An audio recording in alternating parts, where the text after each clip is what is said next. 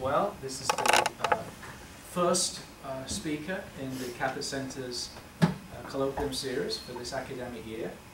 And I'm very excited that we have John Henry Clippinger here to kick off the series. This series this year, I've got quite I think a stellar cast of speakers. I'm very excited about the variety of people and the experiences and the backgrounds that we have, with a sort of a tentative theme around communication in all its various forms. And I invited John, has agreed to come and talk today. I'm very excited about his talk. I just want to give a little bit of a background. Welcome everybody here. We have a mixture of grad students and faculty in the room from different departments. So welcome, and again, welcome folks who are online. Just a bit of a background before I sit down. Actually, John, we haven't talked about the format, about how you wanted.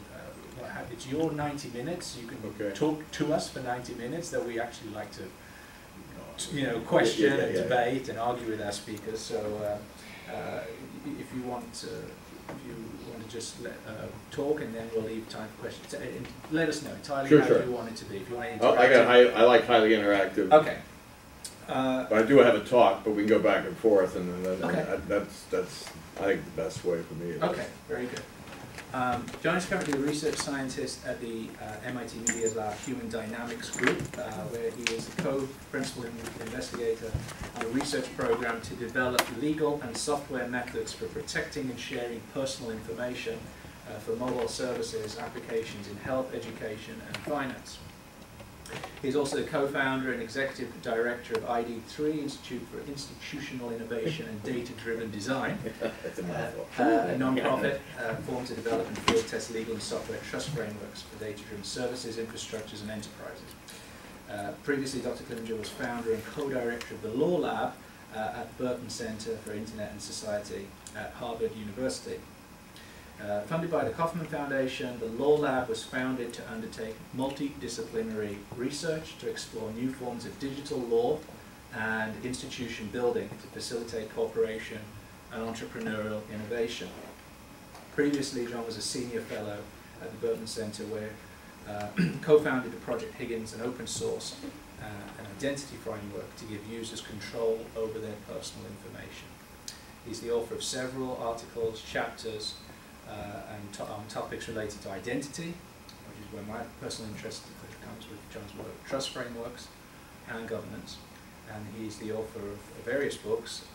For me, my favorite is The Crowd of One. There are various ones around the room, but also The Biology of Business, Natural Laws of Enterprise. So John is a scholar, he's a multidisciplinary thinker, and it's very exciting.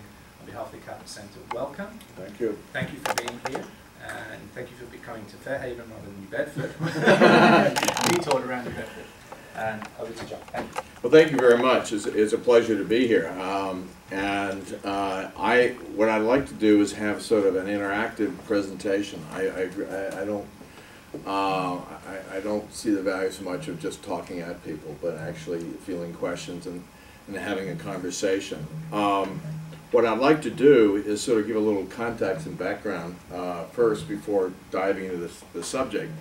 And I sort of apologize ahead of time because it's I'm trying to condense a lot. I mean, when people talk about digital institutions and on a signaling, are presupposing a lot. So I'd like to sort of put it in a little bit of context about why we're interested in these things and why this is a line of research and how do we sort of arrive at this particular point of view.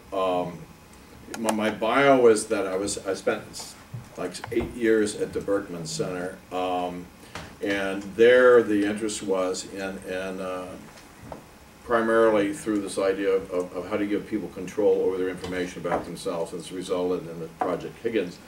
Much of the work has been open source, and the idea was also to look at new ways of thinking about governance and law in the context of the internet and cyber law. But it went beyond, our interest was sort of going beyond just sort of looking at traditional legal thinking and mechanisms, but to actually say, how do you start to reinvent certain legal mechanisms and processes in light of what we know from a number of different disciplines. So one of the things that we had done there is have a number of seminars where we brought together people from an evolutionary biological background, a number of people from Santa Fe Institute, where I've done a lot of work with the business network there. So we're looking at evolutionary biologists, neuroscientists, people who are getting some very interesting results in how to rethink what we understand about human nature. And my own background was I did my PhD work in artificial intelligence and linguistics, and then I've started a number of companies and then been in and out of sort of academia and entrepreneurial startups and even large companies and government. So I've sort of had this ADD career, and right now trying to pull it all together.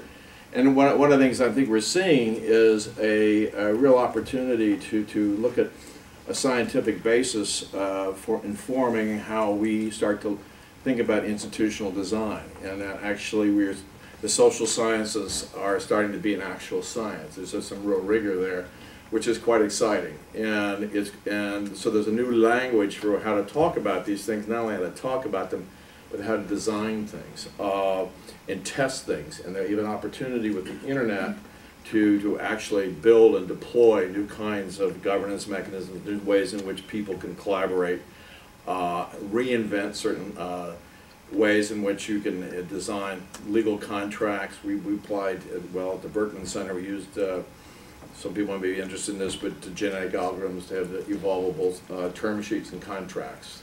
And how do you make them more transparent? So how do you make contracts actually computational? And actually it works. But what I'd like to talk about today is sort of the work that we're doing going forward, because I'm no longer at the Berkman Center. I'm actually at a position at MIT in the Media Lab, but also setting up this new foundation, which was a mouthful, so that's why we call it ID Cubed. Let it go at that. Yeah. It's sort of, the name is not a constant but a variable, so we can assign terms to it as the world changes. But there, and I had been at MIT before and working on my thesis, is that the intent now is actually to build software and run experiments.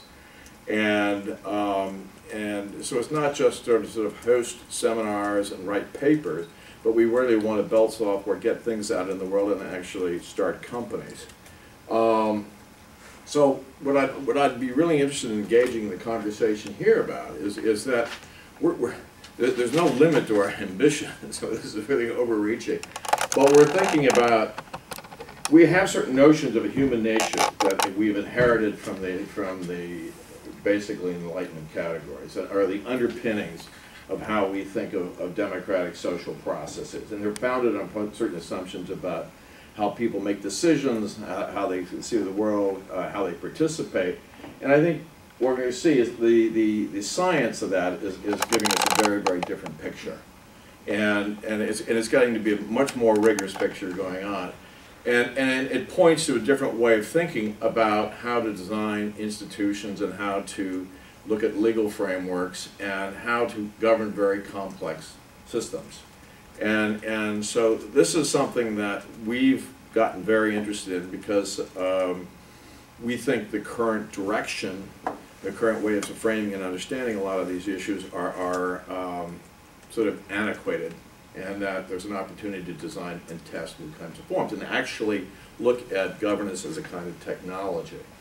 So what I'd like to do is sort of give a little background to our thinking about that, and then see the kind of things that we're looking at and doing, and then what our enterprise is going forward. Because we just really started IDQ in the September, and it is a very interdisciplinary program. With it's based on a hub and spoke model, and I'll get to that later. But please, anyone interrupt if I'm not clear, or which I can be. If you have any questions or challenges. But I know from my own background in graduate school that many years ago, when I was doing my work in AI, I was doing cognitive modeling and linguistics. There was still the principle that then B.F. Skinner was the reigning god, and you could not even assume that there was anything such thing as an internal cognitive mechanism. So the whole idea of neural mechanism, which was not is verboten. If you wrote about it, you were flunked, and you were drummed out of it. And so how dramatically we've changed. And particularly so the work that continues to go on and